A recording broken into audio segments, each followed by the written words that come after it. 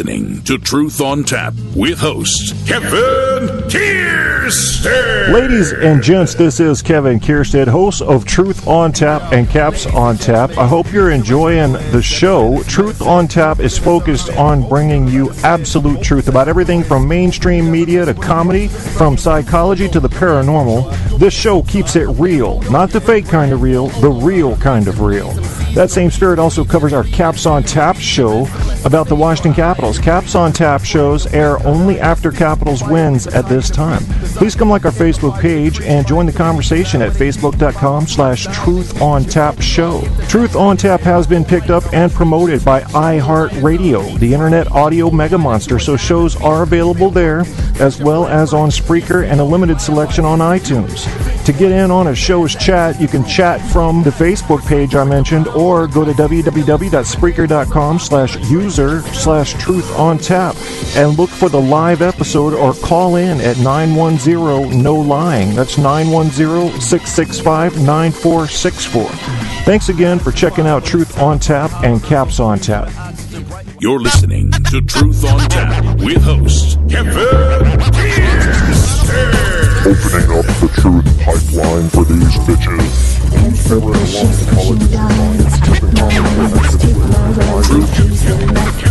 Truth on Tap. Truth. My right to say how I say it's mine to give. My hands, my heart, it's mine to share. My sons, my heart. Truth on Tap. Invite to use. Just for me, to use. You can call it to find. Chop it up and recombine. Chop it up and Truth recombine. on Tap. 8/4/2014, 11 o'clock, Papa Mama. Also could stand for paternity, maternity, or penis mastiff. You don't know. Well, they say it's post-meridian, but does it really matter? You know, it's 11 p.m. in my town, in my time zone. If you're in Australia, it is most assertedly not 11 p.m., and that's okay with me. Hopefully it's okay with you as well. If you're listening to the podcast, yeah, maybe it's 11 p.m. and you could get me, but you can't get me live. You know why? Time travel hadn't been invented yet, you fuckers. Yeah, we know that. We know that. Because as soon as time travel gets invented, we're going to fuck up the whole universe. Know this. Know this. Put this in your date book. When time travel's invented, it's all over. Invented.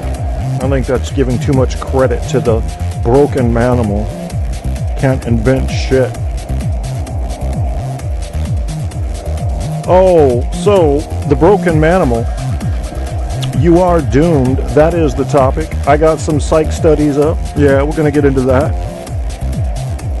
And since you're doomed anyway, I'll give you a few tricks to play on the way down. You're falling as soon as you're born. You're on your way toward death.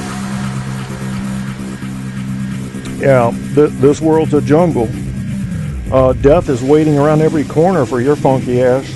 Are you ready for it? Well, whoever's dead that wasn't ready for it, I don't think death gave a fuck now, did it? Yeah, it just said, come with me, please. And that was it. There was no, hey, oh,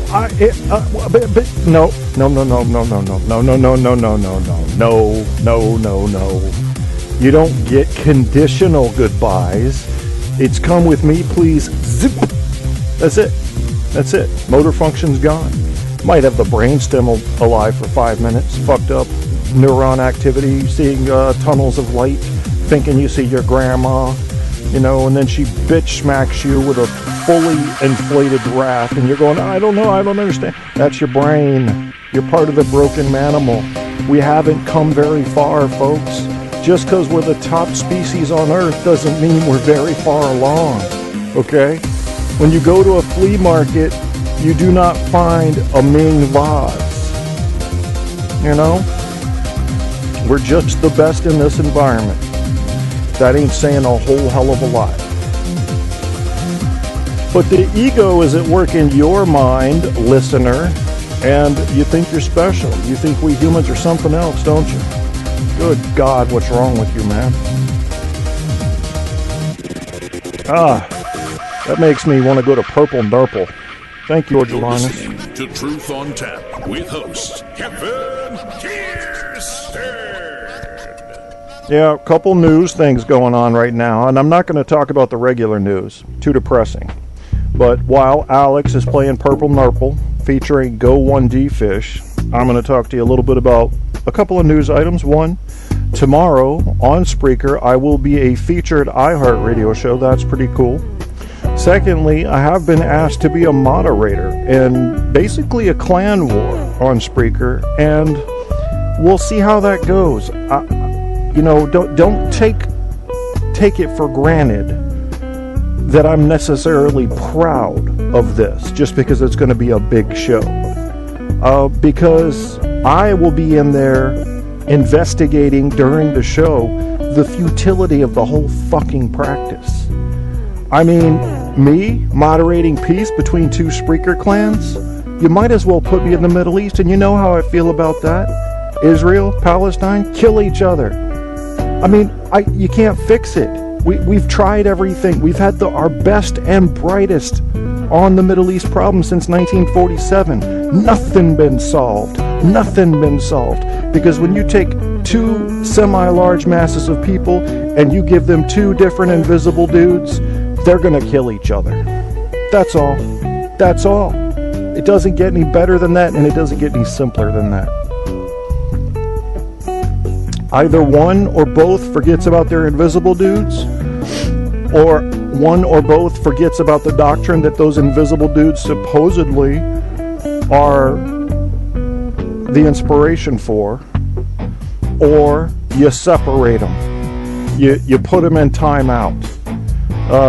You give the Israelis some kind of abandoned land in Antarctica, or you move the Palestinians and the Palestinian refugees to fucking Zimbabwe.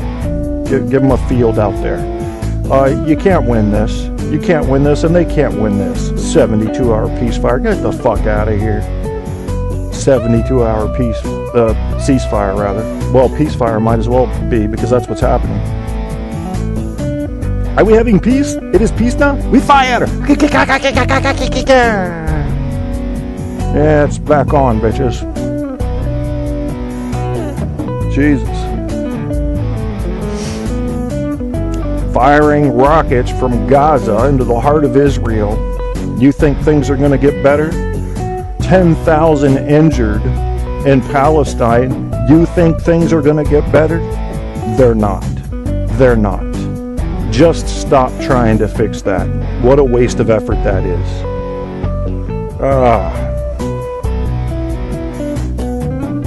You're doomed, human. You're doomed by design. I'm sorry that that's true. But the sooner you accept that, the more you will enjoy your life. This I can assure you of.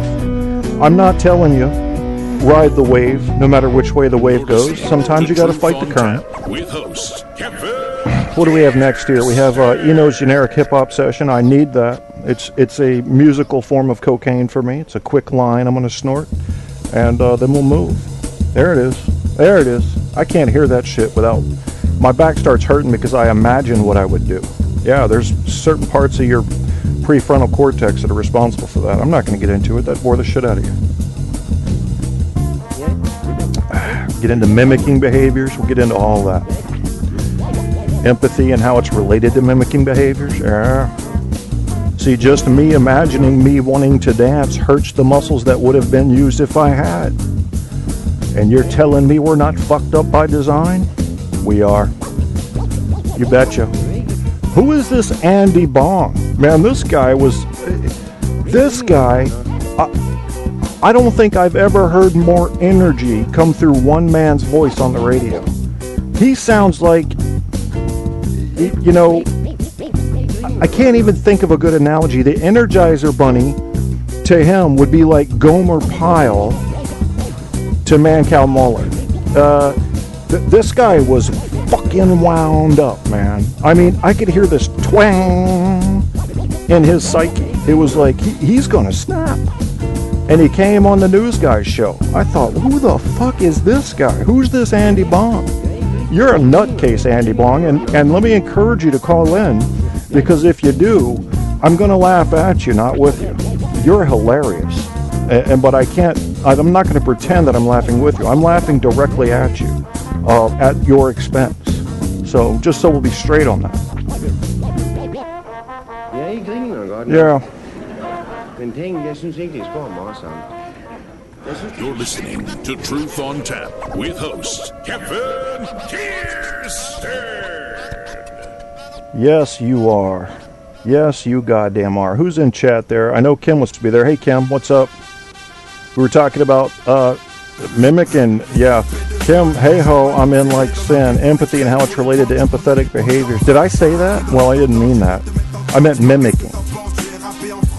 Mimicking is related to empathetic behaviors. Yeah. And as soon as Black Star's done, because I have to make fun of French Negroes that try to be gangster.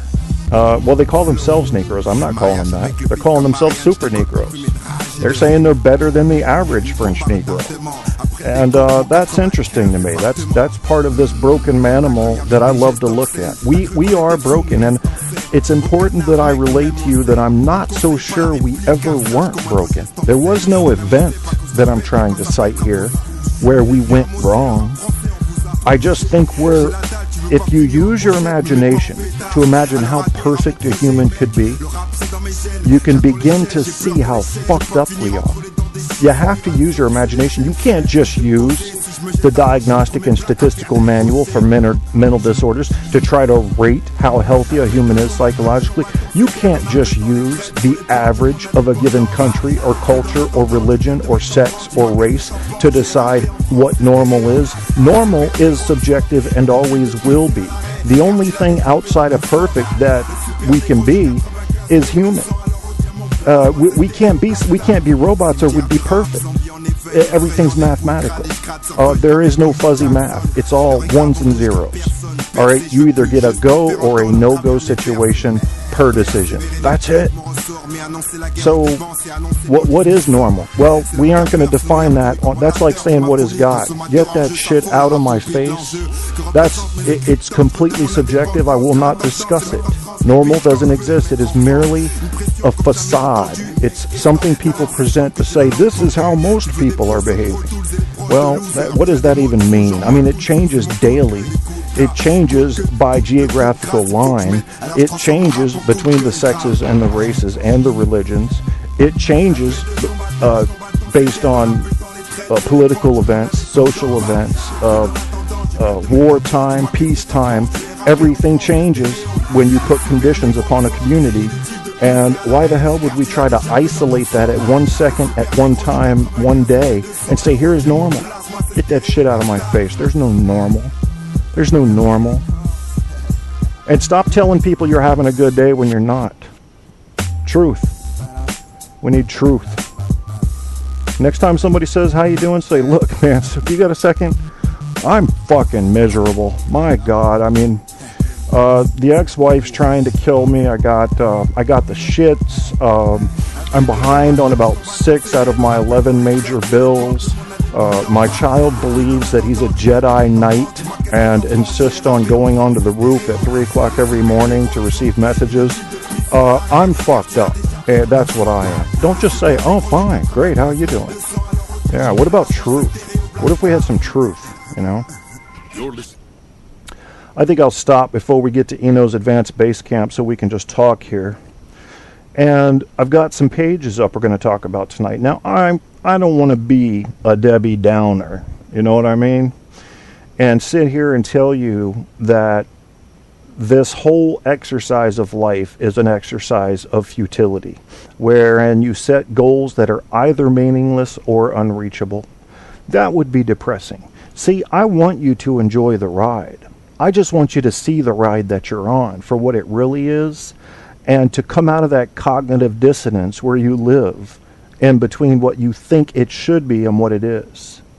What it is a joke. It's a joke. You know, and I've got up here a few pages I'm going to be reading from. Some of them are relatively non-scientific, while others are scientific. And one of the ones I want to share with you that I've reviewed carefully is 10 psychological studies that will change what you think you know about yourself. Some of this stuff you're already going to know. Most of it you probably are not. And what we're going to do is get into some of the details. So even if you're familiar with some of these hypotheticals, and some of them aren't, they're actually studies that were done, I'm also going to be picking apart, as we read through these, the actual methodology of the research to show you that some of this shit isn't even solid. They think it is, but it's not. And I'm going to give you examples of why. See, this is where you get to put on the glasses that filter out the bullshit and show you real reality. This is what we're doing with this show. And it's a good time for it. It was called for. Situations have called for this recently. Not just the drama between Spreaker and Spreaker hosts. Not just the futility, to overuse a word, between the Israelis and Palestinians and trying to negotiate peace between them, which is like trying to get a goddamn dog to stop letting egg farts after you feed him fucking too much protein. It's not going to happen. But we think it is. And there's a problem there. Because we're not looking at what's really causing it. Oh, plenty of think tanks have come in and said, well, here's what's causing it. It seems we have a socio-economic difference between the greater part of the upper middle class of the Palestinians and the poor of Israel. Shut the fuck up. Invisible dudes. It comes down to invisible dudes and people imposing their will upon another people. That's all. That's all. Simple. Simple and simply recognized, if you're being accurate in your thinking, as not solvable. It is not solvable. They're going to kill each other. That's what's going to solve it. That's the thing that solved it for humans so far. You know, you don't agree with mine. I don't agree with you. We're neighbors. We got to kill each other. Somebody will live. That person wins. That group wins. That country wins. The other, not so much. You know, look at Germany. They haven't recovered from World War II. They don't say anything. When was the last time you heard something out of Germany? They're all like, I'm not going to say shit. Last time we said some shit, the whole fucking world came down on our goddamn heads. Fucking carpet bombing, incendiary bombing. They came in with tanks and half-tracks and rolled in on our asses. The Russians were raping us. The French resistance were torturing us. Fuck that. You guys run the show now. Fuck that. And I can't blame them. You know, you raise your head up in this world, somebody's coming with an axe. And that's how it works.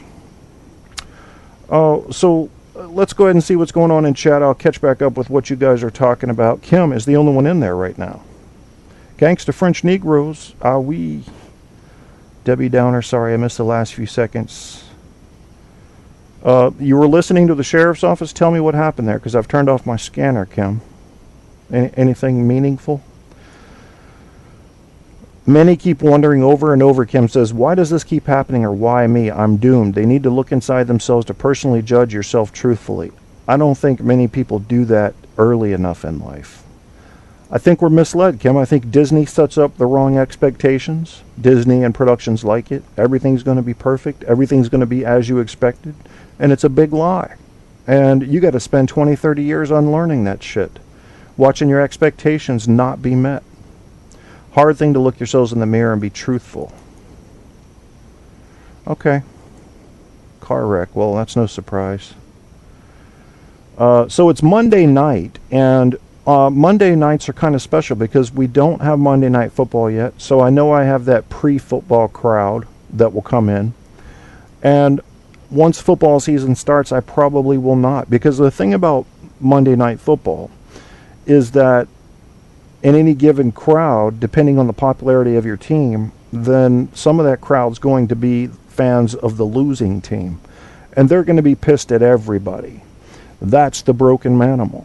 You just can't be happy when your team loses, can you? It's the only reason I don't do Washington Capitals shows after a loss. Nobody wants to hear shit. They feel like it's all going to be just negative and remind them of how terrible the team played, so they don't want to listen. You know, it's sad what our pride does. The way we relate to a sports team and then connect that to our own happiness. You know the domestic abuse level in the UK when when England loses in the World Cup, doubles, I mean, there's no excuse for that. There really isn't. Maybe it has a lot to do with just additional alcohol consumption. They don't factor in things like that. That's why you got to watch out for these studies. They don't factor in other causes and those things that contribute to a terrifying statistic. And I've got an example for that of that here for you regarding these 10 psychological studies that are going to redefine the way you think about humans. Let's go ahead and read it. This one's on Huffington Post, but don't be alarmed if you're a person who likes to follow the right and doesn't like anything from the Huffington Post, because they're citing other work. These are studies that are done. It's not a lot of commentary coming from the Huffington Post here. Number one is we all have some capacity for evil. That is true. You should know that. If you ever want to know if you have a capacity for evil, ask yourself what you'll do if some stranger walks up and slaps one of your children. What do you do? Dial 911 and chill? And wait for the help to arrive? Yeah, you're going to dismantle them motherfuckers. So don't be acting like a goody two-shoes here if you're going to do that there. Just be who you are. We don't notice what's right in front of us. Now get this, and this is something I learned today when I was doing some, I guess you could call it work. And I had not done this type of work in this capacity ever. And it required powers of observation and short-term memory. And that's all I'm going to say about that, except to go back to this. We don't notice what's right in front of us. Situational awareness. Something most people are lacking. They did a study, 1998, Harvard and Kent State got together. Here's basically what they did. I'm going to make it real short for you. They took somebody walking across college campus, got somebody to come ask them directions, had somebody walk between the two with a door, and then changed the person that was asking directions to a totally different actor, dressed differently, looked differently. Half the people didn't even notice that the person had switched. So there you are explaining directions to somebody, and when they change into a different person right before your eyes with only a minor interruption, you don't notice. So if you're not noticing that, what else aren't you noticing? It's because we're all in our own little world, aren't we? We're figuring it out. Most of the time we're in the future or the past. We're not in the present. We're kicking ourselves in the ass for what we did wrong in the past. We're planning on how we're going to win in the future. We don't see what's right in front of us. It's a valid study. I recommend you look it up. You can Google this whole set of stuff I'm talking about. Just Google 10 psychological studies that will change what you think you know about yourself. And they should. They should help to redefine you inside your own mind. Watch out for cognitive dissonance, though. You know, there's a police officer in your brain. He rides round to the various lobes, and he's on patrol. And what he's looking for is our beliefs and attitudes that do not agree with one another, because cognitive dissonance is an uncomfortable place to be. What it is you're actually searching your own brain to find hypocritical statements and thoughts. And that's good that we have that self-policing going on, but what's bad is what we'll do for reconciliation, what we'll do to make it feel comfortable again. We will lie to ourselves, and unless you have a very insatiable appetite for truth, you're not going to do the hard part of understanding that you may just be fucked up, because you don't want to believe that. And you'll just about convince yourself of anything to avoid believing that. Going on to the next one. Delaying gratification is hard, but we're more successful when we do. This is about the study they did with kids when they put, I don't know if it was ice cream or candy or something in front of them and told them to wait. The ones that were able to wait were later in life shown to be the ones that, you know, they were less likely to be obese, they were less likely to have a drug addiction or behavioral problems, because they were able to control their impulses. So that seems kind of obvious, and yet the study sort of makes it official. It's like If you're into instant gratification all the time, you're pretty much doomed to not doing well, behaviorally and adjustment-wise throughout life. Being able to handle those curveballs that come at you, being able to discipline yourself, hold yourself back, wait instead of going all the time. These were important things that were essentially predicted by this experiment in children and then followed through to adulthood to see how it paid off. We can experience deeply conflicting moral impulses. Okay, they're getting into Milgram's experiment here. You guys know this if you've seen the Forrest Whitaker movie. I don't remember what they called it, The Guard or The Cell or something like that. So they give half these college students the position of prison guard and the other half of them the assignment of prisoner. And immediately the corruption begins. We don't handle power well. You can't put a person in power unless they have extremely high level of self-discipline, unless you want them to abuse that power, or you're going to go ahead and make an allowance for that. Because people are notoriously weak when given the vice of power to use over others. And they have another experiment later that talks in a little more detail about this. But if you haven't read about the prison experiment, look that shit up. Look up Stanley Milgram's experiment. It's scary. It's scary. It's just... This is the way I've viewed police for so long, based on this experiment.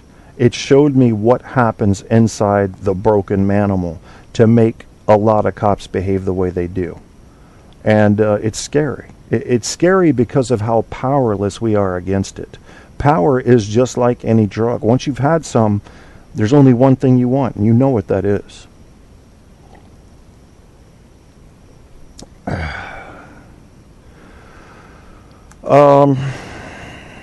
So we had that, and then it does go into the next one, which is we're easily corrupted by power. This is the one about the cookie and three people doing a paper. One was the boss, and the boss always got not only the third cookie, but he also ate the fourth cookie, basically feeling entitled. He was the boss. So, the next one is we seek out loyalty to social groups. I would almost say we seek out loyalty to and from social groups, not just to, and are easily drawn to intergroup conflict. That means conflict between our group and another group. And this was yet another well-known 1950s social psychology experiment in which Muzaffar, which is hilarious because it almost looks like motherfucker, Sharif took two groups of 11 boys.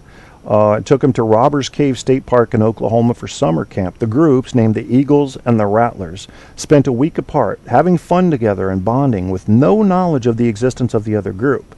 When the two groups finally integrated, the boys started calling each other names, and when they started competing in various games, more conflict ensued, and eventually the groups refused to eat together. In the next phase of the research, Sharif designed experiments to try to reconcile the boys by having them enjoy leisure activities together, which was unsuccessful, and then having them solve a problem together, which finally began to ease the conflict. So here we have a situation where the only thing that was able to get two groups together who had no real reason to even dislike each other. Just the fact that they were part of one group first was the only reason. The only way to get them to work together was to find essentially a common enemy. A common enemy.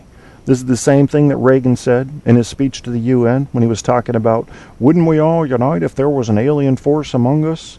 You know, it's sad. It's, you know, you'll fight with your neighbors, but if your neighborhood's under attack, then the neighbors unite to defend the neighborhood. And it goes up like that. It starts in the family unit, then the neighborhood, city, state, country, and then finally world.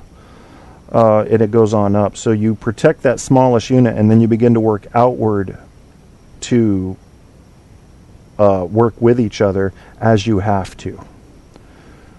It's sad. It's the way we're designed. It doesn't make sense, does it? You know, let's fight until we have to unite to fight somebody else. What a ridiculously simplistic and archaic way of thinking. But we do. That's how we think. Nothing's changed.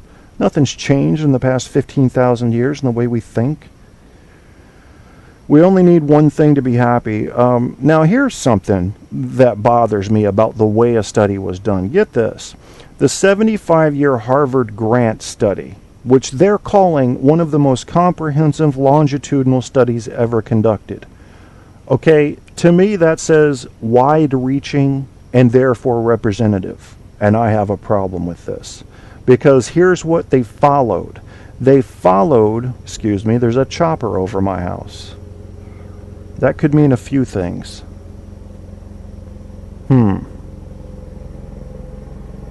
Jesus Christ. Go ahead and land on the yard, you fucks. Fucking A. Get out here and throw a banana up and fuck their world up.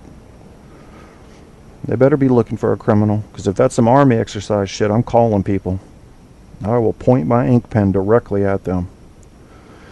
So they followed 268 male Harvard undergraduates from the classes of 1938 to 1940. Now I want you to tell me something. How representative of the American population is a group consisting solely of male Harvard undergraduates from the classes of 1938 to 1940? You think that's representative of the average American? That's ridiculous. Well, they're calling it representative, and I'm saying they're full of shit. Now, well, and so this went on for 75 years, so they were collecting data on these guys. The universal conclusion was that love really is all that mattered, at least when it came to determining long-term happiness and life satisfaction. One is love, according to the psychiatrist that ran it. Said the other is finding a way of coping with life that does not push love away. That's interesting. I don't give people quite that much credit for appreciating love enough to be careful in how they live their life so that they don't push it away. I don't buy that. And they're not representative of the average American. So, it's just one of those examples of them saying, here's a study that was done of a bunch of people, and then you look at the demographic and go, what? This is like representative of less than 1% of America. And you're saying this is the average? Get the fuck out of here. Oh, Lordy. So we thrive when we have a strong self-esteem and social status. I disagree with that. I think maybe as a general rule that's okay. But I think there are a lot of people out there, especially now, 50 and younger, we're not so much needing the social status thing. We're looking for something a little deeper now. I've noticed that among humanity, and I'm proud of the younger people for looking and saying, you know what, my status isn't such a big deal. I want to know answers. And I think that's great that they're like that, because if you look 50 years before them, status was everything, and then you have the mix-up in between from the 1980s corporate CEO who finally started thinking, maybe it isn't all about my power and bonuses. Naturally, some of them still think that way, but not all of them. There is deeper meaning to life than that. Anyway, they show a picture of Ben Affleck here getting he was winning an Oscar, I guess. They did a study on the ones that won the Oscars versus the ones that didn't, these actors. And of course, the ones that won the Oscars lived an average of 4 years longer than their peers that had lost. So they say, we're not saying that you'll live longer if you win an Academy Award, or that people should go out and take acting courses. Our main conclusion is simply that social factors are important. It suggests that an internal sense of self-esteem is an important aspect to health and health care. I don't know. Maybe I'm different in that way. I just don't need that. That's not what I'm here for. I'm here to experience life. I'm here to sense it, to smell it and taste it. I just, this is my shot. I want to know what it's about. I can't take the answers with me, so it may be a futile exercise, but that doesn't mean I'm not going to go through and be a machine connected to this earth that was designed to sense what happens on this earth. That's my purpose. That's my only purpose. And if I exceed that purpose in some ethereal way, well, good on me then. But I'm not setting the expectation any higher than that. You don't ask anything from a zebra. You don't ask anything from an elephant. You occasionally will ask something from a barracuda, like don't bite me. But for the most part, you're just letting them live. Just let them live. Well, that's what I'm doing with humans. Just let them live. Stop trying to... This fake mold we've put up of what humans should be is ridiculously unattainable. Unattainable. Why do we hold ourselves to such high standards? You can't enjoy life if you're constantly trying to reach for a bar that you'll never reach. I'm telling you, let it go. If you want to succeed, fine. Get into the habit of those that have come before you to succeed in wherever you're trying to succeed. That's fine. There's nothing wrong with that. But don't expect anything. Expectations are what's going to bring you disappointment. And we aren't all that great. Human beings are not all that great. What are you guys, Kim, what are you talking about in the chat room there? Amen. And when you figure that out, when you figure out that you're fucked up, take motions to repair, work through, get over whatever it is that keeps you from your peace, joy, and happiness. That's right, Kim, and I think mostly that's expectations. It's expectations that were placed on us by others, and it's unrealistic expectations placed upon us by our own selves.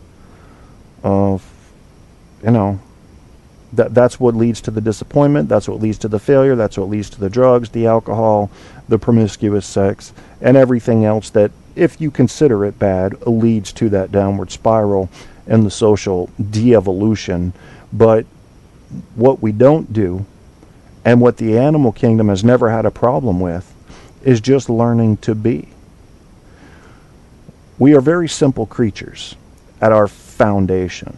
What we want to do is avoid pain and find pleasure, but mostly avoid pain. We can live without the pleasure, but we do work to avoid that pain. Finding the pleasure is a bonus. So there's the core of what an animal does. Now, just because we have a prefrontal lobe, and just because we are able to reason and contemplate our existence, does not make us some sort of omnipotent being. Okay? We're just at the next stage past chimpanzee. That's all. There are 1,000 more stages that come after that. And we're failing to imagine that far ahead. What we're looking at is, this is as good as it gets, except maybe aliens. And you can't even make an A to B there. It's apples and oranges. So it's really important, I think, that we just say to ourselves, it's okay if I just live. Why does there have to be another requirement? Why do I have to completely dedicate my soul to this deity, or to that cause, or to approaching this status, or to gain that recognition, or to get this Oscar? What if I just agree that being alive and living is enough? Can you imagine how fast the suicide rate would decline in the world?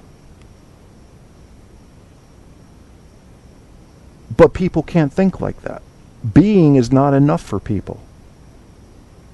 It's a sad, sad thing to me. It's sad that we're going to measure ourselves by a stick that's always going to be taller than us.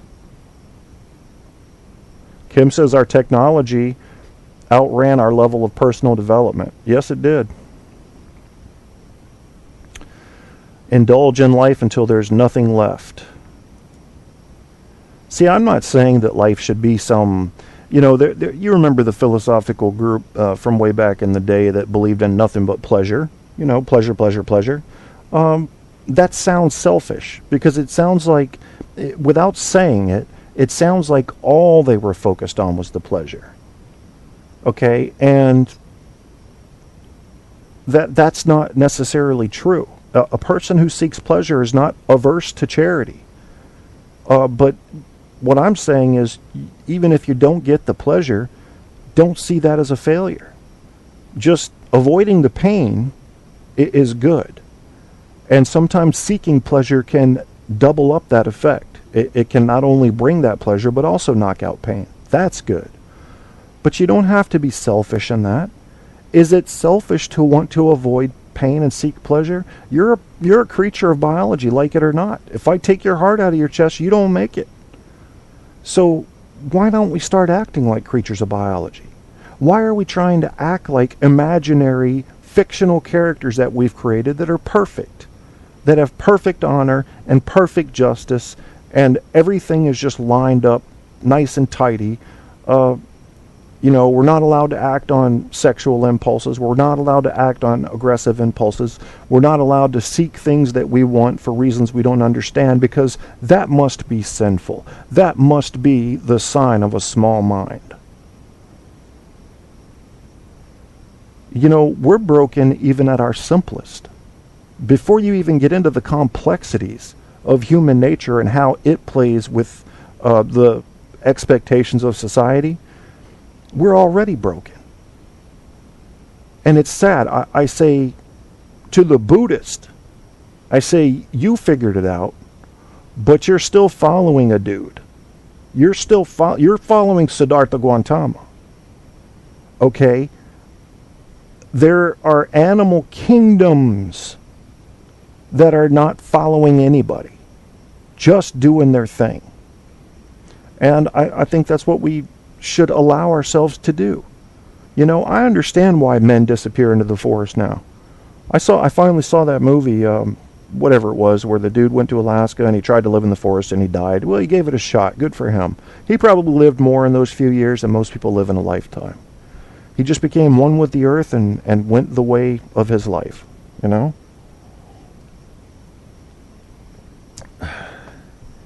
He was just being. He was just being. He had to eat to avoid pain. And he did. He hunted his food. He picked his berries. Yeah, he ate some bad shit a couple times, ended up dying. But goddamn it, he was just being. He didn't need a CEO. He never had to wear a tie. He didn't have to make sure that his broken down bus that he lived in conformed to the regulations put forth by a homeowners association. He just had to be, and he knew it. And I think that's why he was so happy, at least for the first couple years, till shit got hard. He found out that you got to have other people. Ultimately, you need help from other people at various points in your life. You can't do it alone. You can do it alone, but you're going to be on a much more accelerated time scale toward death. Kim says, the joy, the pain, the sorrow, the repulsive, the addiction, the obsession, know both sides of man, the light and the dark, all things. That's all I'm asking, Kim. I'm asking for people to both recognize that the light and dark is there, to recognize that we are heavily flawed creatures when compared to a perfect ideal.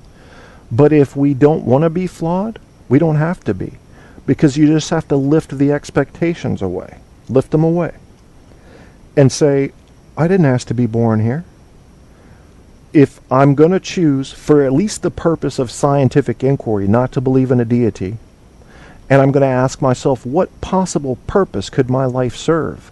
I'm going to come to the conclusion that I just need to exist. If I hadn't needed to exist, I wouldn't be here. And if I needed to not exist, I'd already be gone. So the only reasonable, logical conclusion I can come to using a line of Socratic questioning is that I need to exist. So just go exist. People can't do it. They cannot do it. Got to achieve. Achieve is the word. Achieve is poison. It is. You got to achieve things. You got to achieve a summer house.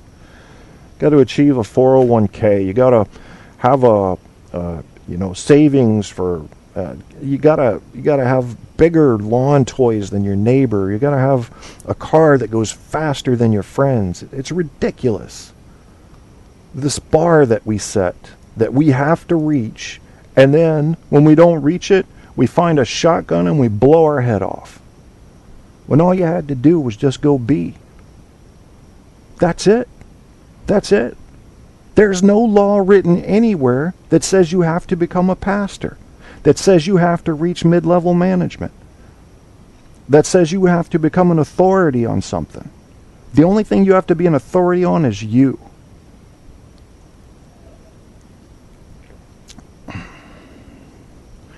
Yeah, that's a good question, Kim. Who actually thought of eating a crab? Human beings, as they evolved, and evolved is a tricky word. I like to use adapted, but I end up saying evolved a lot of times because that's the one people recognize. What I really mean, just understand this, I'm putting a key into this map, and that is that when I say evolved, what I mean is adapted. But I'm saying evolved so people can relate. They were like babies, and you know what a baby will do. A baby will taste about anything. I can assure you that they probably were not grabbing live crabs. Those pinchers were a pretty strong deterrent for grabbing the live crab. But a couple dead crabs washed up on the shore, and human beings, yeah, we'll nibble it. Let's see what that is, you know. And they found that it could give them sustenance. And the next thing you know, they were catching the live ones carefully, I hope. For the ones that weren't, they got weeded out because they got their skin broken, they get an infection, they die. You know, Darwin was at work there. I don't want to say Darwin, that almost gives him credit, when really it's just a situation he figured out. Natural selection should have been obvious to us. It really should have been. We see it. You saw it. The weak in the herd don't breed. If they do, then their offspring are weak and they die early. So eventually, maybe it takes 5 generations, maybe 20, they're weeded the fuck out. That genetic experiment there failed. So those weak genes were weeded out. The fact that you're here right now shows you overcame some pretty tough odds. Kim says, that's what our Bible study is about. What? Let me see. What did you mean about the Bible study? What were you talking about? How about those who try to oppress another with their success? Yeah. Oh, we're going to talk a little bit about that later. That's another psychology thing we're going to talk about. Put everything in their mouth. Well, yeah, not everything, but well, it you know, some things you put in your mouth, if you bite them off, then you have a whole new problem. So that's something to consider. You were talking about people putting others down or using their success to oppress others. That, to me, is another form of backdoor power abuse, essentially. But also, there's something that talks specifically about that here. And I was talking about, you know, as I read down this list on the Huffington Post, the 10 studies, we constantly try to justify our experiences so they make sense to us. And this is where they get into cognitive dissonance. And one of the most interesting studies they've ever done was, I'm doing this from memory, they had a group of people working on some boring wooden pegs for an hour. And they paid them to go lie and say that the work was interesting. The group that they paid $1 seemed more genuine when they explained the lie to the people in the waiting room than the people that were paid $20. Now, you'd think the person paid $1 would be pretty pissed off and say, you know what, that was the most fucking boring thing I've ever done. And the people that were paid 20 would say, hey, it wasn't bad. Not the way it worked. Why do you suppose that is? Why do you suppose the people that were paid $1 were out there describing to the ones in the waiting room, as they told the lie about this being interesting, in convincing ways? In fact, the suggestion was that they actually believed that what they had done was interesting. The ones that were paid $1. The ones that were paid 20 didn't lie or couldn't. Just said it was boring shit. And the reason is because the ones that were only paid $1 had to justify that they had just spent an hour in there doing something. So their mind said, you must have enjoyed that. It was the only thing that could save them from total embarrassment. The ones that were paid 20 felt like they earned their 20, doing something boring. Didn't need to lie about it. That's how broken you are. You're broken by design, human. Just accept it. Your bar should be no higher than this. I do exist. There. You know? Always got some motherfucking rules coming in. That's bullshit. That is a way to guarantee you live in misery. Anyway, now this one is big to me. You guys that know me know that this is near and dear to my heart. I'll get back to you in the chat room there in just a minute. But it's titled, basically the subtitle is, "We Buy Into Stereotypes in a Big Way." And we do. And I don't like it when people are stereotypical. It's okay to do it when you're just trying to, if you say something in a general sense, as long as you're allowing for exceptions, I'm good with it. You say black people can usually dance better than whites, I'm good with that. That's true. It's not always the case. It's a general rule. There are exceptions. We know that. But in general, yes, I would say that's true. If you get into some of the more tricky areas, like talking about human intelligence and strength and weaknesses, I get a little sensitive about it because I've seen the exceptions to these rules and I know what can change the statistics. But let me read you what they say. Stereotyping various groups of people based on social group, ethnicity, class, you know all the classifications. It leads us to draw unfair and potentially damaging conclusions about entire populations. NYU psych John Barg's experiments on automaticity, which is a word I've never used before tonight. It's basically automatic with an ITY on the end. So it's automaticity of social behavior revealed that we often judge people based on unconscious stereotypes. And we can't help but act on them. I can think recently, who's the racist owner of the Clippers? Owner, that was a terrible word for that, wasn't it? But that's what they picked. Somebody was talking about him, some other CEO, and said, you know, if you go across the street, you see somebody in a hoodie, I'm going back across the other side of the street. But then he also said, if I see a guy on that side of the street who's all tattooed up and has a shaved head, I'm going back across the street. So he was equally saying, look, there are blacks I don't trust and whites I don't trust. It's a certain type of behavior and dress that makes me uncomfortable. And it is because of the stereotypes. But the stereotypes have some root in reality. So don't just think that a stereotype is immediately invalid. Ask yourself where that stereotype came from, and you may find that it is a valid one. Are there exceptions? Of course. Of course. The intelligent person knows that no stereotype applies to everybody in the group. So there's nothing wrong with stereotypes, in my view, until you start trying to get into who's superior. Then I start having problems. Because I've seen too many examples of, you know, the individual components that make a person superior in one area. In other words, intelligence, athletic ability, the ability to process information in a fast way or in a more methodical way. These things can come from all races and all groups, and you just can't lay out that blanket statement on one group. Well, whites are smarter than blacks. Well, you want me to prove you wrong? Because I will. I'll be happy to go find 5 blacks for you right now that are smarter than 5 whites I'll find. Now, is that the general rule? I don't know. I mean, the IQ tests are culturally biased. We know this. So what is intelligence? You can't even define for me really what intelligence is, and you want to tell me that one race is smarter than another. Socrates would have had your ass for dinner. Ain't no joke. But what we can agree on is what's good dancing. It involves rhythm. It involves movements that don't look sporadic or jerky. We can all agree on what makes a good dancer, whether it's ballet or hip-hop. And black people tend to do it better than white people. So what?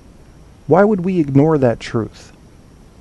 You know, if it comes down to fast twitch and slow twitch muscle fibers, fine. Give it the biological root. But why would we ignore that truth? I don't know. I don't know why we would. But anyway, stereotypes, according to this psychologist, are categories that have gone too far. So I guess watch out for stereotypes, but also don't ignore them. They came from something. They may have came from a bigoted racist mindset, or they may have come from some truths. You can look yourself and find out. And that was the last one in that category. So I'm done with that page, but I am going to go list this page on the announcement on the Facebook page for the show you're listening to right now. That way you can find it and inquire yourself. I will tell you that just following Harvard undergraduates is not a good way to get your broadest strokes across a good, cross section of American public. Just not. All right, so I'm listing this link now, and we'll get back in chat and see what's up. If Andy Bong ever calls into my show, I can take a break. I mean, that guy, I had never heard him before today, and homeboy is like a spinning top with words. They just be flying. If he were old, if he were 65 or older, I wouldn't have him on the show without knowing his exact location, because I would want an ambulance on standby, because no human can process that much energy without being at risk for a heart attack. And Kim, you probably don't know who I'm talking about. Check out the News Guys show and listen to, he had Andy Bong on there tonight. There's something supernatural going on there. I don't know what it is, but that guy goes. I mean, he's like a rocket. They just lit the fuel and walked away.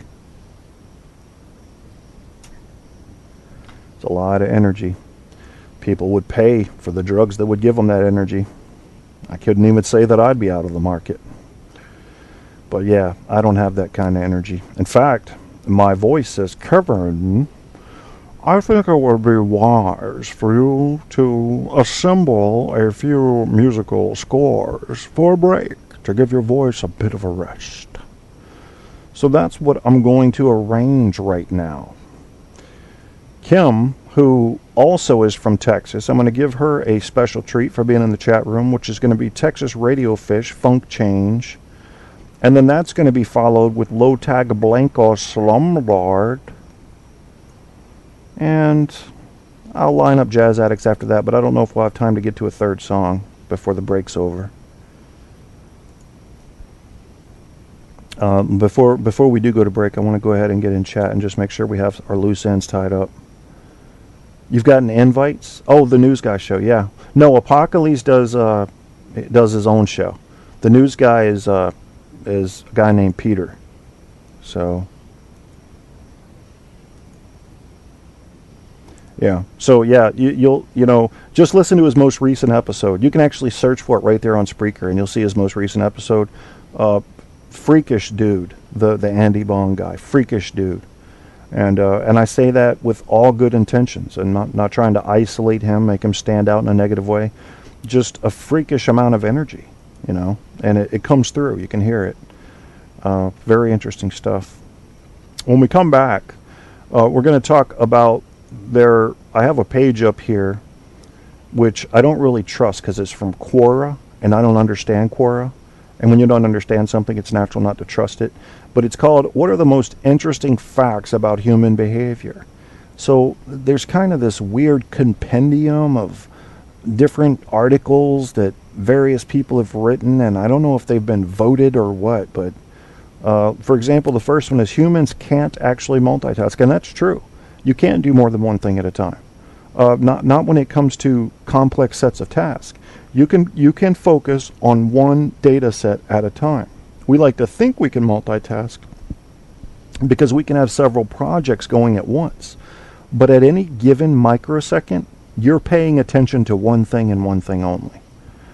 So that's the way it goes. When it all begins to melt together, you think you're multitasking, but you're only doing one thing at a time. So it is an illusion. One of those things, though, we got that ego at work. We want to, don't tell me I can't multitask. I can prove it. I can hook up electrodes to your brain and prove it. But I'm not here to make you believe you're less than you thought you were. What good would that do anybody? Just truth. Yeah, so we'll talk a little bit more about those things I found on Quora. And then, if you bother to listen to my show, I always like to give you a little trick and treat. So, in this case, I'm going to give you the treat of tricks. It's going to be 10 psychology tricks you can use to influence people. Some of these you know, some you probably don't. I'll give you a little something, take with you. We'll do that. And so, let's see now, who's in chat? Kim says she's on it, so she's going to check out the Andy Bong. Bong. Gong. And in the meantime, we're going to have a brief musical presentation by Texas Radio Fish Funk Change featuring Mana Junkie, Spin and Macabre, and something else. That is that, and here goes.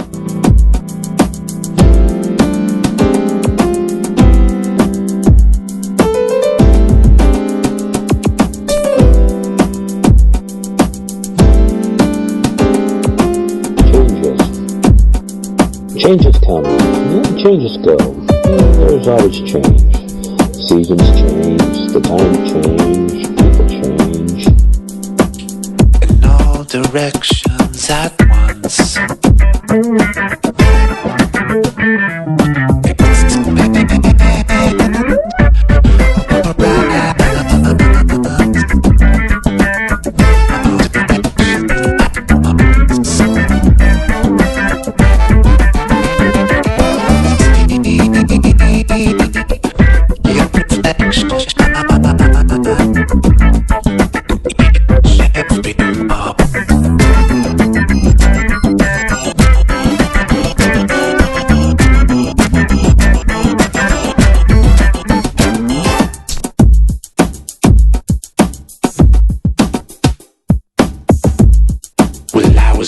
On the wrong side of tracks, and I never look back.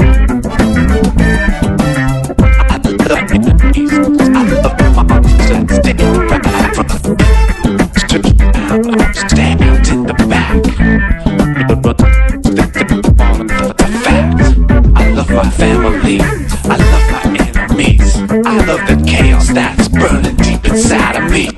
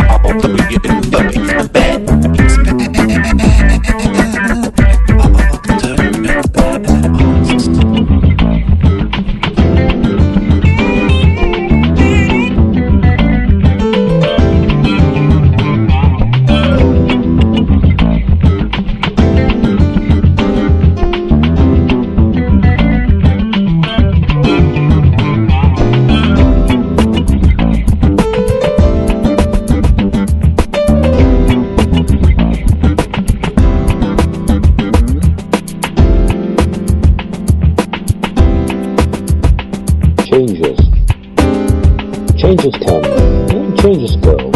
There's always change. Seasons change, the time change, people change. In your pocket there is change, and nothing stays the same. Time changes everything, and nothing stays the same per se, but here I am breathing, living my life the way I want to, and I have no one else to blame. Time changes. We change. Change to channel. Change the news. Change something. Or better yet, get the blues. You're listening to Truth on Tap with host Kevin Kierstead.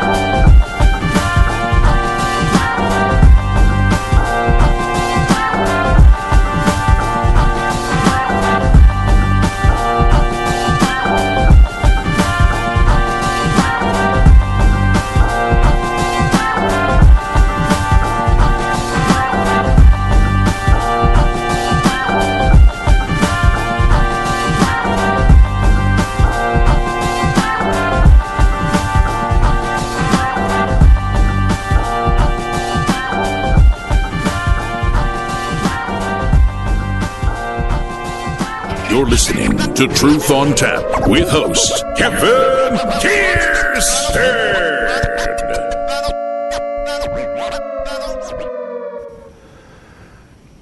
Back in the his house, Apocalypse is here, and it's soda, 18 pieces.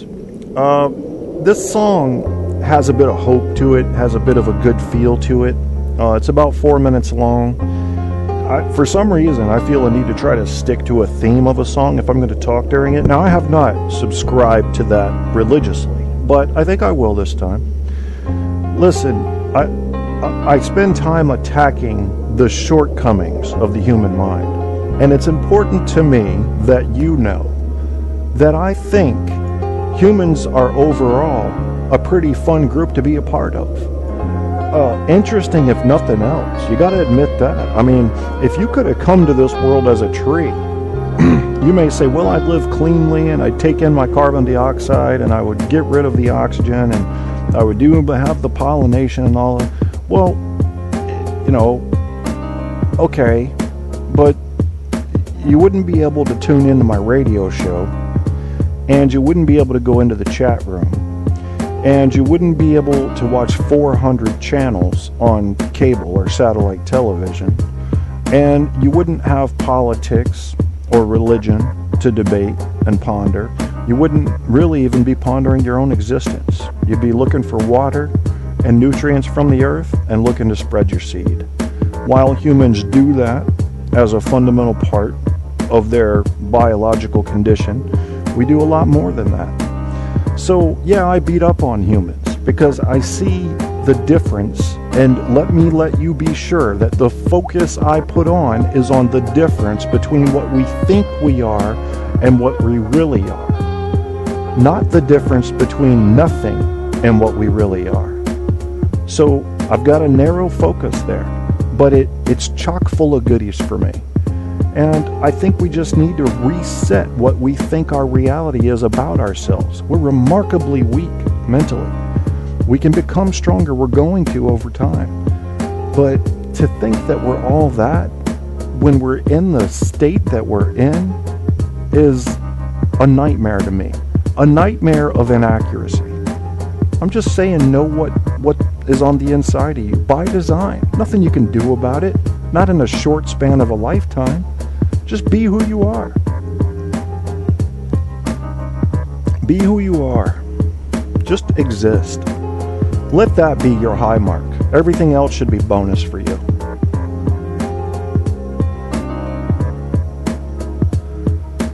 Yeah. Yeah, thank you, Apocalypse. You know, hey, well, I guess I'll talk about that a little bit later. There's a certain tragedy in this song that also plays along with the hope. I like that.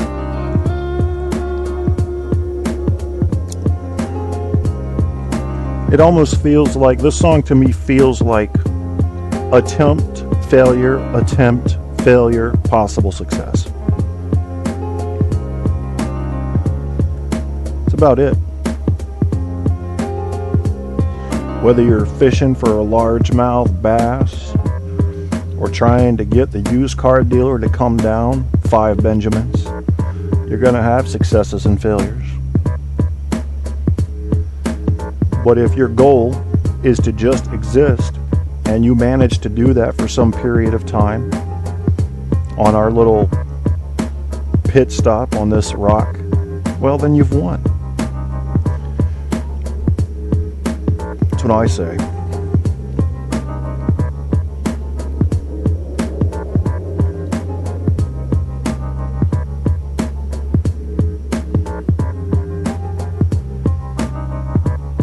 And we'll go on into our psychology stuff next, since this song's ending. With host Kevin Kierstead. Yeah, Wes Johnson. You can find Wes Johnson, the most talented voice actor ever. And actor, actually. He's very talented as an actor. He's been in movies. WesJohnson.com. You can find him on IMDb as well. You can always find him during hockey season inside the phone booth. That would be the Verizon Center, Washington, D.C. Chinatown is where he operates from. And when he speaks, and he doesn't really speak without yelling, he doesn't know how to. I mean, his whispers are 350 decibels. You're going to move. You could go to a Washington Capitals game and didn't give a shit about hockey. By the time you leave there, you'll be hoarse. Because Wes will get you fired right the fuck up. Damn humans, we ruin everything. Fucking locusts. You know, that's my analogy, Kim, but I feel like that's too negative. You know, it does accurately. If you were to look at a fast forward of our planet from a distance, where you couldn't really hear what people were saying, it would look like locusts doing their thing. So I just think we need to see ourselves in a light of reality. And once we have that reality down, go play. Go play in Fantasyland. I'm okay with that. I'm comfortable with you if you know what reality is, even if you choose to live in Fantasyland. You know, Gallagher is one of the greatest artists of our time, in my view. You're going, all he does is smash watermelons. Yeah, but he knew how to do it with style. And he knew that style was the basic mark of the American psyche. Style, fashion, doing it my way. I love that about him. But he knew what reality was. He knows what reality is. He knows you can't smash fruits all day long. It's fun, though. It's fun when you do it. Getting back to psychology and this broken manimal that I seem to have a relentless campaign against, and I really don't. I just have a relentless campaign against people not seeing the breaks. We are broken. We are broken by design. That design, I believe, is nobody's fault. It is simply a very early stage of our adaptation. And we need to recognize where we are. And to do that, you use your imagination. Just use your imagination to look way forward into what humans can become. And you'll see that we're very low, very, very low on that mark. And if we can just accept that reality, I'm good with whatever you want to do after that, you know? Because I think when you accept that reality, you stop setting the bar so high. And when you stop setting the bar so high, you find happiness a lot easier. You know, if you look at statistics, whether it's a casino or your chances of getting into the NBA, people don't have realistic expectations. They don't. The statistics will tell you how likely you are to win or lose. But people don't want to look at those odds. There are people spending their entire paychecks on lottery tickets at the goddamn convenience store. I'm guessing they never took a statistics class. And if they did, they didn't do well. You know, the odds are against you. The house always wins. If you're going to throw your money at something, throw it in a CD or something, you know. Not like I'm a financial expert, but goddamn, I understand odds. And I don't play those odds. I'll buy a lottery ticket once or twice a year, just for the hope factor. But I know it ain't nothing. You know, most I've ever won from the lottery is $50.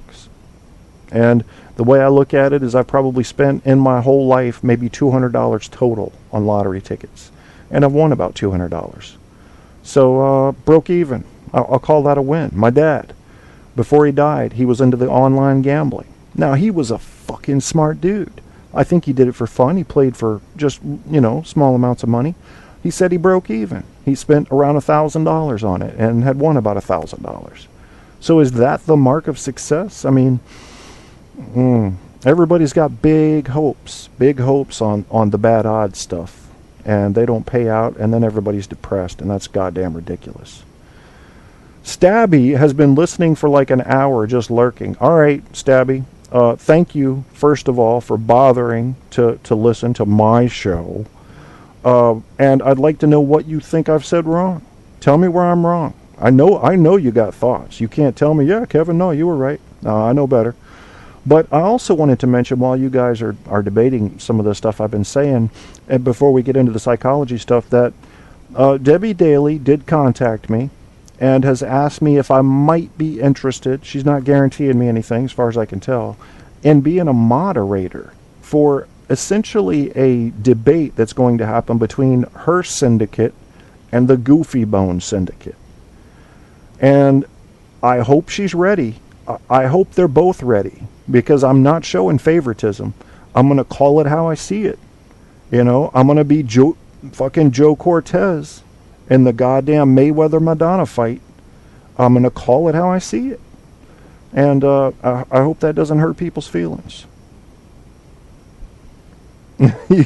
You're a good choice. They're both insane. Yeah, well, I'll be the psychiatrist on duty. When I agree with most of the stuff, there is not much to say. Oh, well, that's good. That's I'll take that as a pat on the back, sort of. Yeah, Lurker, Stabby McHug's a friend of Apocalypse, Kim, and had me convinced at one point that he was an attorney. And now I just think he's an autodidact. That's all. But it's not just going to be me, Stabby. It's going to be other people. I think as many as 10 moderators. I might have read that wrong. I know there's going to be a few moderators. One of them is from a major syndicate of some sort. I'll do it. I'll do it because one thing you can't get from me is preferential treatment. Not in a debate like that. No. Stabby says I'm just an internet nerd. That's just you being modest. She was saying 2? Okay. Stabby, what do you mean she was saying 2? How have you heard about this? Did she put this on a show or something? I'm curious. And while you type that response, if you don't mind, I'm going to go over to this these 10 psychology tricks because people want the goods. So I'm going to give them to you, and I'm going to tell you how valid each one of these are. I'm going to go real quickly through these 10. Number 10, they're counting down, so it's, you'll see. 10 is get favors. This is a weird thing. It's called the Ben Franklin effect. You may not have heard of this one, but the example is that this is legend, but it could be real, and it does work psychologically. Benjamin Franklin once wanted to win over a man who didn't like him. He asked the man to lend him a rare book, and when the book was received, he thanked the man graciously. As a result, this man, who had never wanted to speak to him before, became good friends with Franklin. To quote Franklin, "He that has once done you a kindness will be more ready to do you another than he whom you yourself have obliged," meaning he who you've done a favor for. So scientists decided to test this theory and found that those who were asked by the researcher for a personal favor rated the researcher much more favorably than the other groups did. It seems counterintuitive, but if you ask for a favor and someone helps you, they're more likely to help you again in the future. I think people have a generic need to be needed. And when you ask somebody for a favor, you feel, they feel needed. Now, that shouldn't be used as a tactic, but the sad truth is that it can be. So use it how you want. Aim high. I'm not going to read you this one. It's very obvious. You aim high and set back later. Use this in marketing. You can use this on your personal goals. I think that's ridiculous. It's against the whole show I've been talking about. But it does work well. You aim for the moon, you hit the outer atmosphere. Number 8, names. Dale Carnegie, and one of the best books you'll ever read is How to Win Friends and Influence People. Now, I have never made it a habit to win friends or influence people, but I can tell you that that book teaches you a lot about how to treat another human. And it's probably, for the size, the pound-for-pound best book out there on how to treat another human. And this was written back in the 50s or 60s. Excellent book. In this book, he writes about how important a person's name is to them. And it is. Don't forget people's names. I'm terrible with it. There's all these tricks you can use if you've ever studied memory tricks and mnemonics and stuff like that. I need to use them, but they require a little upfront investment, and I'm typically thinking about other shit all the time. So I don't remember people's names, and it's a bad deal. You need to remember people's names. But also, in this point, they're saying use a title. They're saying that if you want to work for somebody and you start referring to them as boss, they're more likely to actually become your boss. Give a dog a good name, then use it. 7's flattery. Flattery will get you everywhere. There's a trick to this, though. If you flatter someone that believes they deserve the flattery, they'll love you for it. But if you find someone that has, say, low self-esteem, and you tell them that they're beautiful, they will avoid you because you don't agree with what they believe about themselves. So just keep that in mind when you're using flattery. It is not a universal application. 6 is mirroring. Fuck. I just lost my window. Mirroring is something that's very common. If you happen to be sitting with your legs crossed and one arm behind your head and then someone else sits there talking to you and does the same thing, they're attempting to show you that they want to be like you. That's the most common interpretation of it. But it is a form of flattery. It happens unconsciously, but it can be used consciously. It's mimicry. It's simple mimicry. This also is what I was telling you about earlier, connects to empathy. And when we mirror people, we're also saying, I want to feel what you feel. And that's a sense of saying, hey, I empathize with you. Now, I'm going to talk about something later that proves to someone that you're listening to them, and that's very important to people to be heard. And I'm going to give you a little analogy to go with it. Number 5, use tiredness. Ask for favors when someone is tired. When someone is tired, they are more susceptible to everything someone may say, whether it is a statement or a request. When you ask a request of someone who is tired, you probably won't get a definite response, but probably an I'll do it tomorrow, because they don't want to deal with the decision at the moment. The next day, they are likely to follow through because people tend to keep their word. I'm not so sure that's true. Not today. It's natural psychologically to want to follow through with something you said you would do. I agree with that overall, but keeping promises is... The promises I hear today, especially among the younger group, are more like intentions listed out loud. And it's okay if they don't meet those. They seem okay with that. That wasn't acceptable 50 years ago. So it's a different world.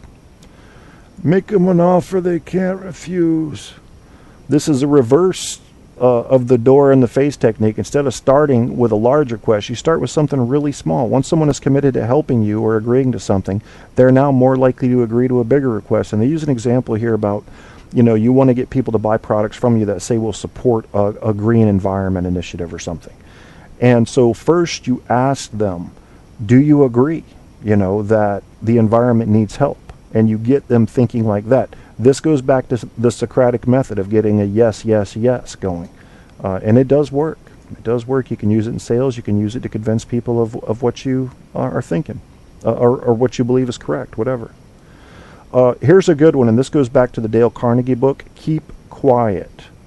And what they mean by that is don't correct people when they're wrong. And the author of this does go, and this is a list verse list, so it's not like it's any authority, but they do go back to the Carnegie book.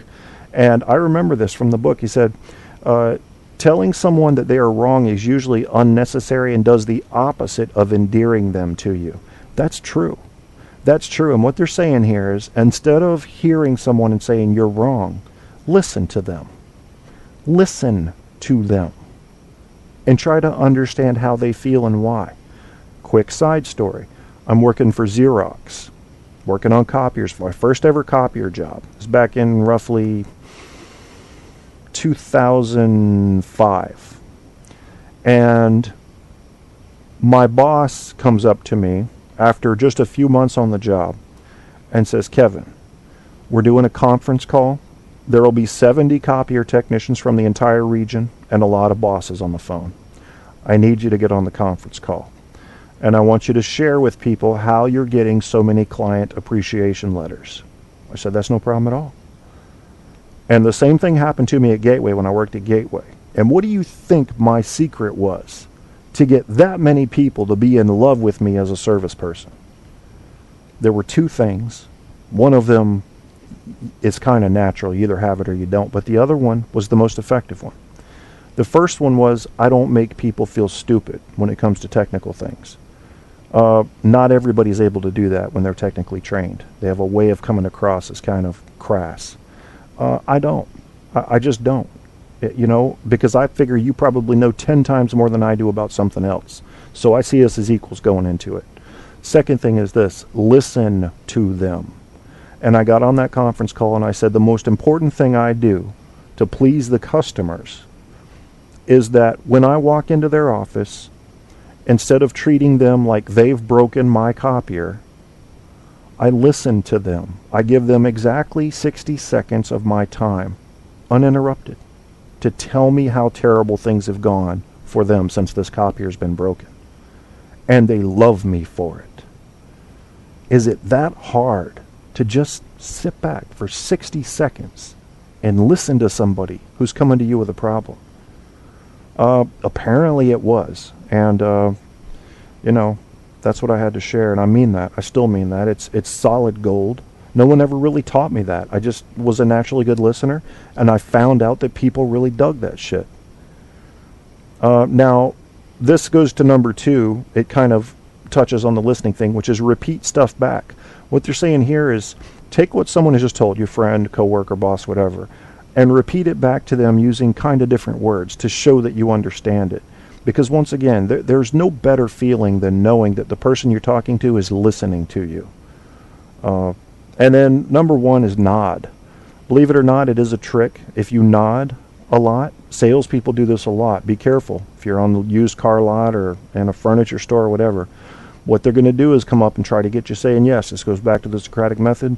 Once you're in the habit of nodding as you talk to people, they will start to not only mimic it, enter mimicry, but it will get them in a yes mood. Yes will be a more likely answer than no for whatever it is you're trying to propose.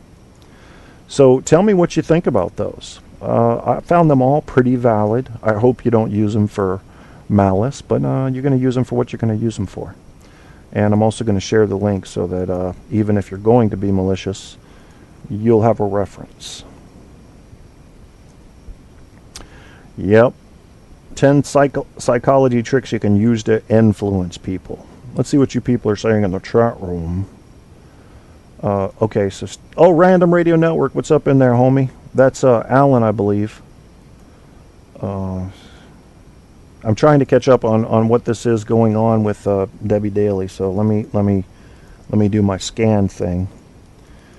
Stabby was lurking. Yeah, she's on right now. Oh, she's on right now. I guess she didn't want me to be there then, because she didn't write me back. She said she was at work and she'd let me know more later. So I guess she changed her mind on having me as a moderator. Okay. I'm not sure any of them even know what a logical fallacy is, formal or informal. Good point. Well, I'm not going to break out the philosophy, critical thinking, terminology weapon to use on anybody.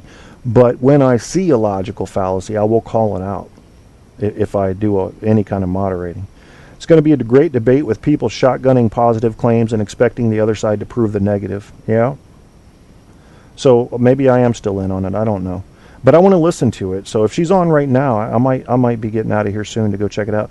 I expect Goofy to break first, says Stabby, into straw man. Yeah, that's a good one. For those of you that don't know, straw man is where you're having an argument with somebody and you bring up a point that the other party has not made and you attack it. And it looks like you're winning. Meanwhile, the other party is going, I never said that. What are you doing? You're attacking a straw man. You're basically whooping ass on a problem that doesn't exist in order to make yourself look authoritative or otherwise be winning an argument. Straw man ad hominems, which is attacking the person, and outright lies. Debbie appeals to popularity, arguments from ignorance.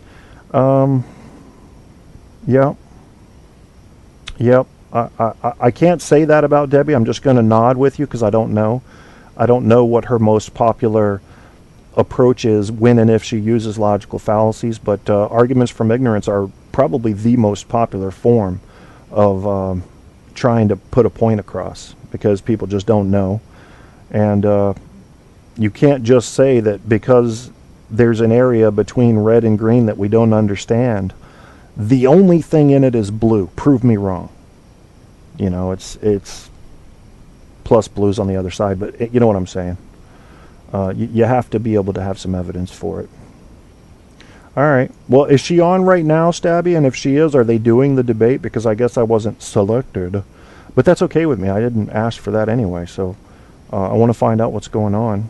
If they're going to do the debate another time, I'll be happy to moderate.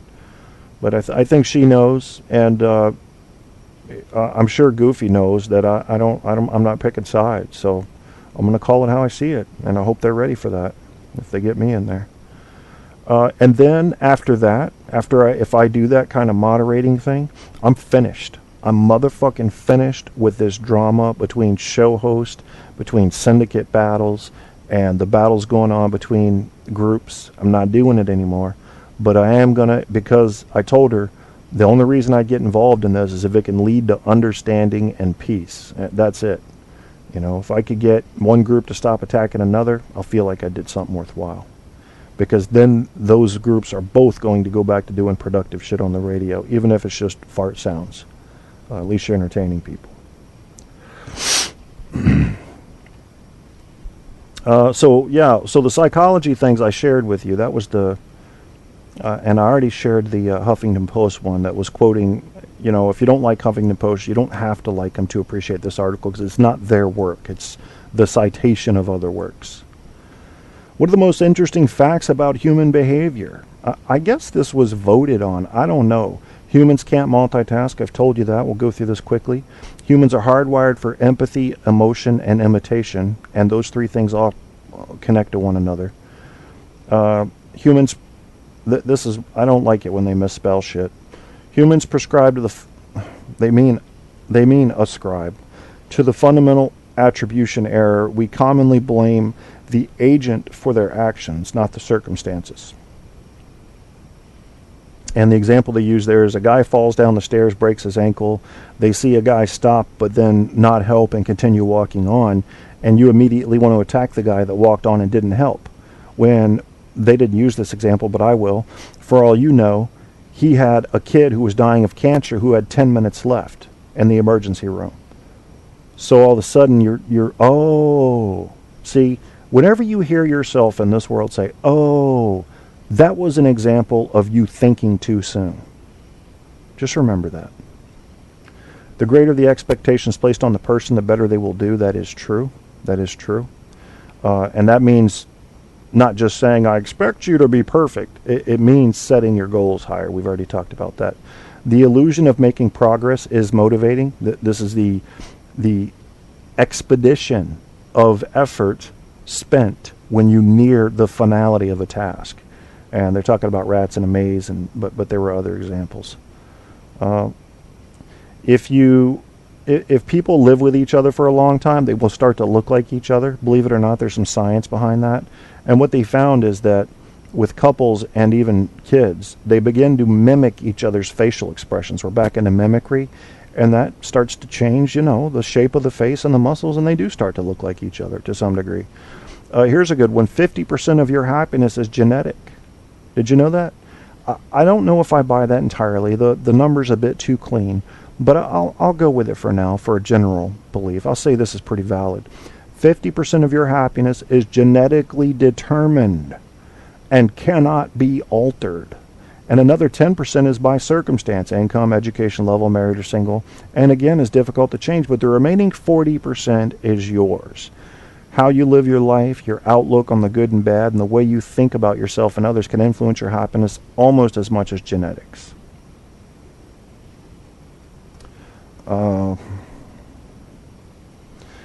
There's a lot more on this page, and I'm just going to let you read it at your leisure. You'll like it. Trust me, it's worth a look.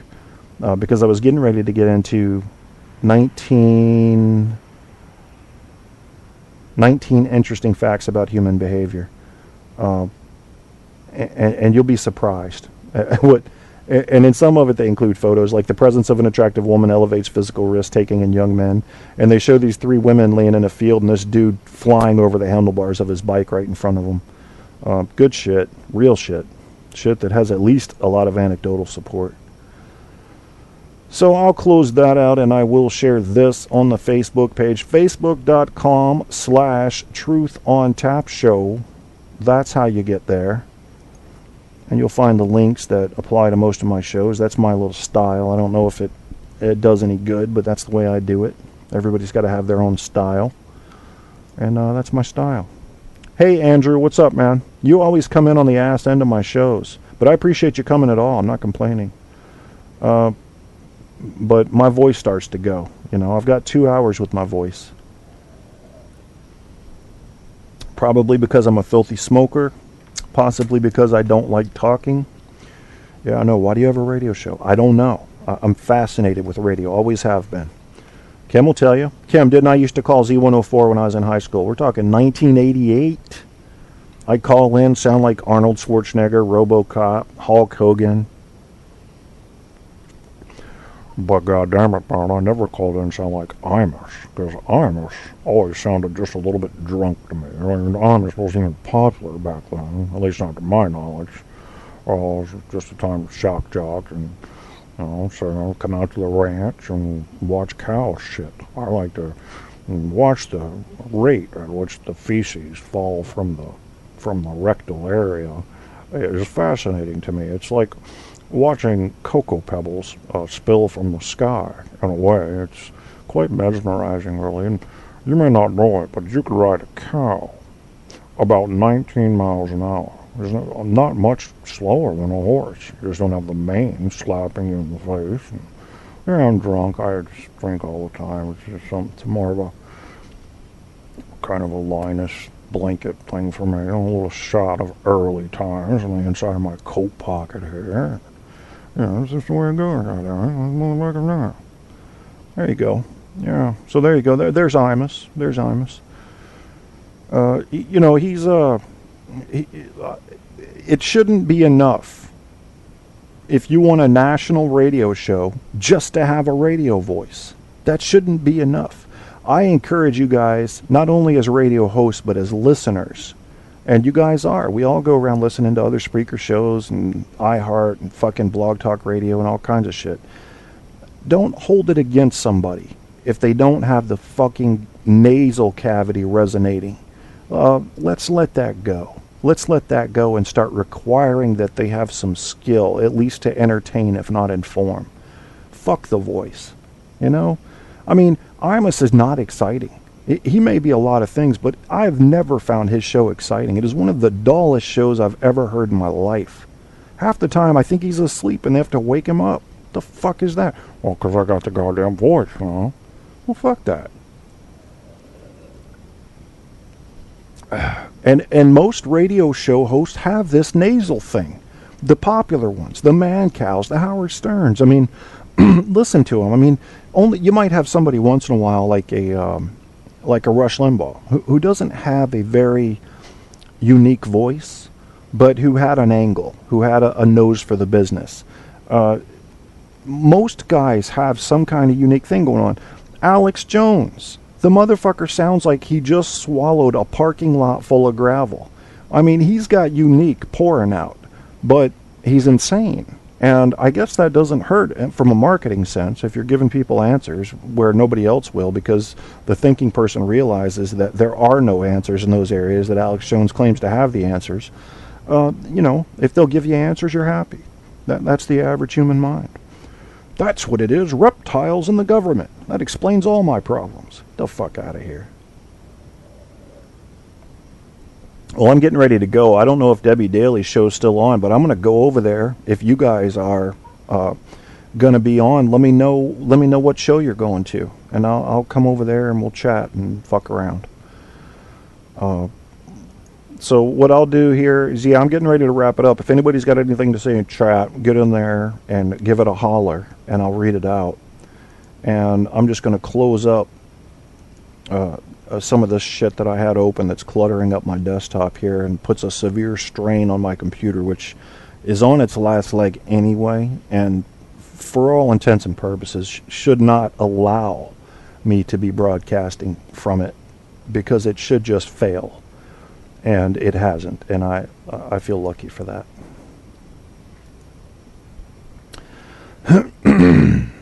Yeah, okay. Well, I definitely don't want to prolong any pain here. Stabby just said, I asked about the debate. I don't think Debbie saw it yet. Asked about the debate. I don't think Debbie saw it yet. Huh. I don't know what you mean by that, Stabby. She's the one that... Well, maybe she wasn't the one that emailed me. Maybe it was somebody that works for her. I thought it was her. And said, do you want to be a moderator? So I don't know. I don't know. What do you mean she hasn't seen it yet? What is it? What is your reference there?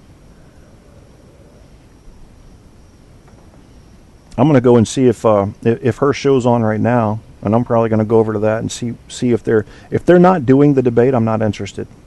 I like to listen to the people that I typically listen to, and I got to catch up on Apocalypse, who has the and my mother's basement show, which I haven't heard the whole thing yet. So I'm looking at the live shows right now. You just said he asked in the chat about you calling, but she has not read the text or mentioned it on air. She said your name tonight. Okay. Well, she hasn't written me back an email, and she said she would send more later, so I don't know. I'll go check it out. I'll go over there in the chat and oh, I see what you're saying. She hasn't read what you said in chat. Okay, now it's clicking. I got it now. I got it. All right. Thank you for that, for breaking it down Barney style for me, because sometimes that's what you need to do, you know. I'm tired. It's been a long day. I can't think. I probably shouldn't do my radio shows late because, you know, there's a certain element of weakness that will show up when you're tired in your arguments and your thinking and your quickness. But, you know, that's part of the freedom of having your own show. You could fuck around anytime you want to, and you guys know I don't plan shit. I just do it. So that may be the noose that hangs me, but if it does, I will kick my feet defiantly as the last gasp of breath leaves out of my choked neck. So let's see. Okay, yeah, well, I may be on the show tonight. You guys may want to check it out, because if you want to hear somebody who is quite judicious in his thinking, I will be that man tonight. So I'm going to check her show out, and I want to thank you guys for checking out Truth on the Tap. And instead of playing a song on the way out, I think I'm going to play a certain sound effects, and this is it right here. This is the sound of an apple.